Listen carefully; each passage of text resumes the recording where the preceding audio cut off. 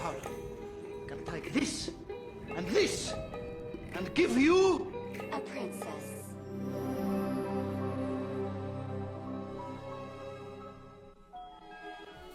Hello Sparkle Squad, this is Monica and I have another treasure box from PotomacBeads.com. This is their monthly subscription and this will be for the month of July 2024. Man, this year's moving fast, isn't it, guys? If you're not familiar with the Treasure Box Edition, this is what used to be called the Best Bead Box or the Best Bead Box XL. And they revamped everything so that now that they have the Treasure Box Edition or the Kit Edition. If you do the Treasure Box Edition, then you get things usually now in themes. They weren't going to do that at first, but now it's kind of graduated or evolved into a themed box, which is cool. But then sometimes you get things that are just like a little mishmash, and these really help you to build your bead stash. The Kit Edition is sort of like the way the boxes used to be, in that you would get like a kit to make a bracelet or a necklace or maybe some earrings. Maybe it might have a bead weaving design, or maybe it's a bead stringing, or maybe there might even be some needlework. So there's all kinds of different things that might be available in the Kit Edition, and I think they have like 3 to 4 kits in that box for the Kit Edition subscription. So make sure that you check that out. I will have my affiliate link below if you're interested in doing so. I really appreciate those who are using my affiliate links to Potomac Beads. Okay, so first off, I have another pen. This red pen. I think I've gotten 2 now of these, and it's got Potomac Beads' name on it, so yay me. I'm always, you know, ready and excited for pens, because you know me and my stationery, Lord help me, I'm all about that. I don't know why, it's been ever since I was a child. Now I've got some stickers, which is something else exciting that I always love. I think I got this sticker last month, so whoever said money can't buy happiness has never bought beads. That would be so true. But this one, I love this one. I like beads and I cannot lie. Isn't that cute? Yes. Whoever's doing the marketing plan on these stickers are spot on it. Look, Aloha Paradise. Woo, the excitement builds. So I'm going to pull all of these out and kind of situate them. Oh my gosh, I'm so excited. Look what they sent to us this time. Now that's something else too with the treasure box. It literally is like a little treasure, because one, you don't really know what you're getting, but 2, sometimes you get like a tool, a pen, a plier, apparently now E6000 glue, which is awesome because, you know, you might have to use that in your jewelry making. And of course the boxes. I'm always excited about these boxes because, you know, they're magnetic lids.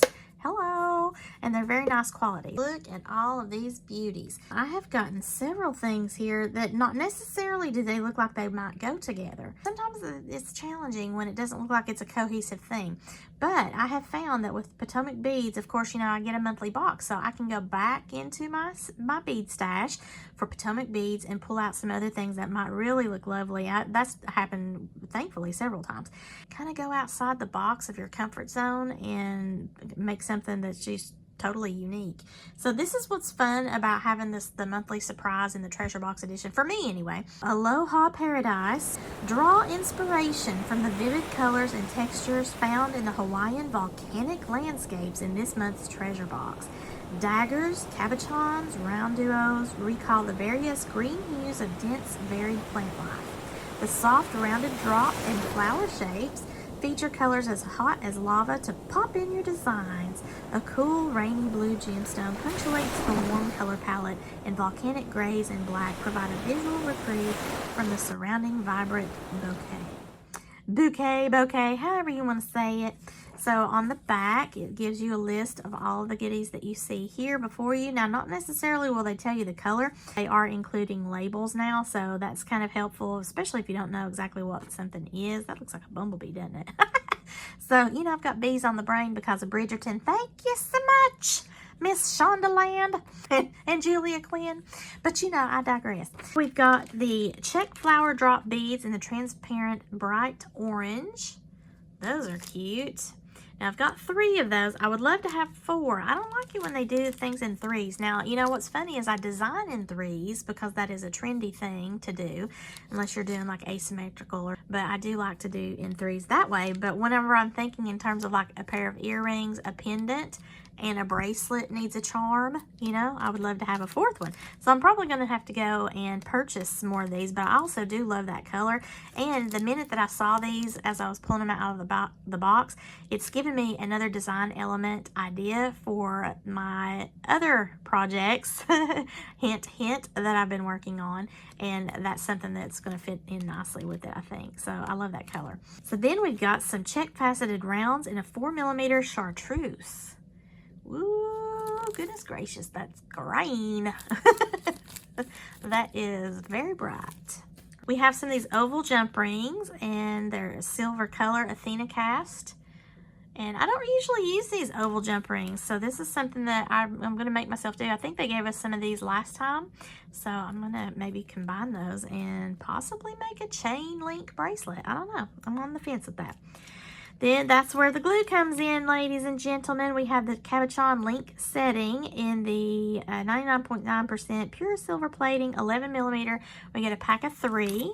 We can glue the setting or the cabochons into these here and then make a pendant or a connector, however we want to do that. This is a white teal luster in a 10mm size, and so that should fit nicely into one of those little settings. So let me pull one out and I'll show you what I mean. And that has already also given me an additional idea for a design element.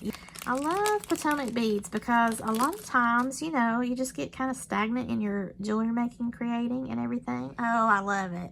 Now see, that just fits in so nicely. So I will be using the E6000 glue that they provided to us. Got to be careful with it, and also want to make sure you're in a well ventilated area with some airflow there.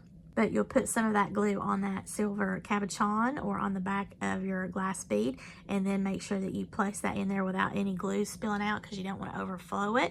And then that then becomes its own little component. We've got some disc beads in a bright yellow, and boy, that is bright yellow, isn't it? It's kind of got some transparent areas in there, so that's neat looking. It's very bright. These look like the bumblebee wings to me. I don't know, what are they calling it? Check triangle beads in yellow brown, and to me that looks black. I don't know if there's something going on with my old lady eyeballs lately or whatever, but that to me looks black. Well, I don't know. Some of them look brown, some of them look black. So bumblebee is exactly what I thought of first off in that. We have some magnesite turquoise matted round 4mm blue beads. Very pretty. We have some Miyuki seed beads in the aluminum silver color, 8/0, which is the standard size. So even if I don't use these, or I don't use all of these, I've got multiple uses for that 8/0 size, because I can do that in bead weaving or in my bead stringing. They're very handy for both.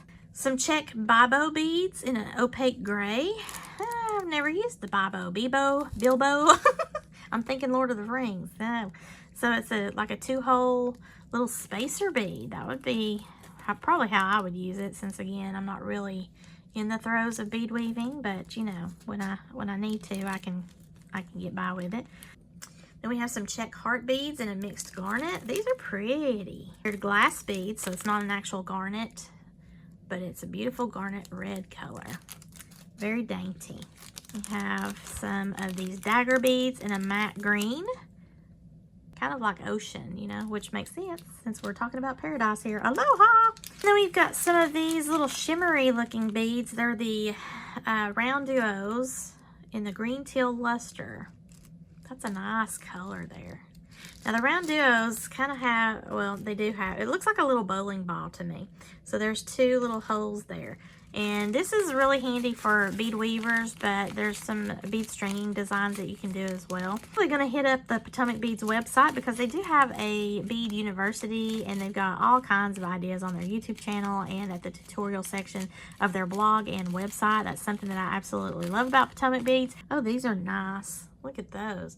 They are square, and they've got those little curly cues in there, but on the side they have a coppery color on the edge. Also, I think that is actually in the center in the lines there. So those are pretty.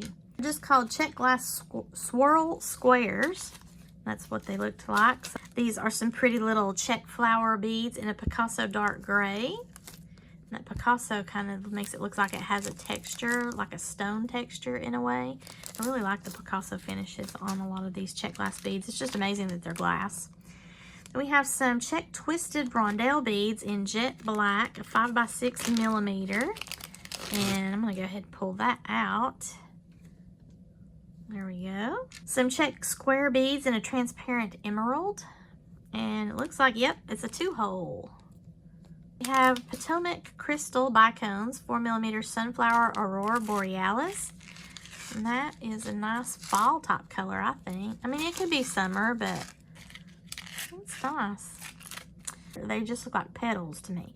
So that's what I would call these. Now, I actually got a box, I think, where I got 2 of these types of things in the same size, but they were a pearlized white. So I might go back and find that box and make like a orange and white piece, because this is quite a lot of them, and maybe I could kind of alternate it or something. But those are really neat. And then these are clear little cylinders that are in between them, so I could use that to create something lovely. Now, as I take my paper off of here, I'm thinking Halloween.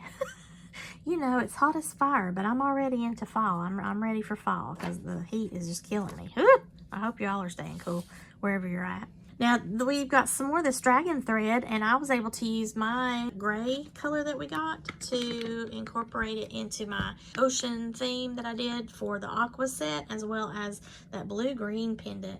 And all of the white seed beads that you have around that blue-green crystal cushion, it was a spool like this of the dragon thread, but it was in that gray color, and you can even see the gray. But I also used it here in this aqua pendant for the seed beads that I did a little bit of a bead wrap, I guess is how best to say it, because it's not really bead weaving on that design. But this time we got a spool of the gold tan, still the same size 6, which was handy in my little needles, my beading needles, and I still do have those beading needles, so that's nice that we get another spool in a different color. All right, guys, so I have some laid out here on my board. It looks like just a big mishmash of weird colors, but there are certain things that I already have an idea on that I want to at least experiment with. I have a ton of supplies left over, as per usual, here in my box. I went with the teal and kind of a red coral theme, but look at all these beads I still have left, and these are just going to go in my stash. I have another project in mind. I'm still kind of trying to flesh that out, a bee theme for that, but otherwise, the main components that I used for this design that you see up here with the earrings and the necklace were what I have here on my board. Now, I was able to use some of this red coral color bead stringing wire, because you can see it peeking through if you look very closely. And it just kind of pops out at you on those little areas there. I think that that's really neat, and it helps to pick up the color in the petals. Some of the fun of having the treasure box edition, because like a lot of these beads that I have left over, you know, a couple boxes down the road, I might need to pull from this box for some of the, you know, filler for a design element that I'm looking to put together. I have the necklace. I want your opinion on this. Now, this is the pendant that I created firstly, and I then changed it up when I got to my earrings. And the way that I changed it up, if you've not noticed, is the seed bead dangles that I had created. So I thought that it just needed something extra when I got to the earrings. And then I almost put those on my necklace, but then I thought, you know, I'm not really necessarily sure that I want the extra little dangles on the necklace portion for the pendant. I thought that the earrings just kind of needed a little extra pizzazz, and it filled in that gap. I felt like it was too much of a gap for your ear.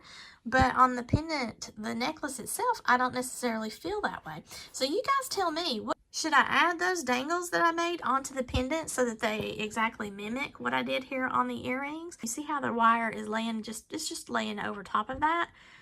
And sometimes the flower doesn't want to stay centered the way I would like it, just because of it kind of bowing out just slightly over that round duo. But it's still cute. And that's another reason why I thought, well, you know, if I'm incorporating some of those same silver seed beads up there as kind of a fringe effect, then that's not too bad. No matter which way it's facing, it's still cute. So it's almost like those little flowers, like the stamens poking out all sorts of different directions. Except here, it would be a petal and a little flower. So yeah, tell me, do you think I should add those little dangles to the pendant, like the earrings, or leave it as is? This necklace is 18 inches as far as just the beadwork. The pendant would drop down another almost 3 inches. I didn't want to add a chain onto this just yet. A lot of people like the 18 inches on their necklace and they don't want to have that additional hanging in the back. I like to have a little bit more length for myself, so I would probably just pop on some chain here at the end, and then that way I could have it dangle down a little bit lower because I do have a large neck, so I do not want to have something choking me. Now, I was going to make a bracelet,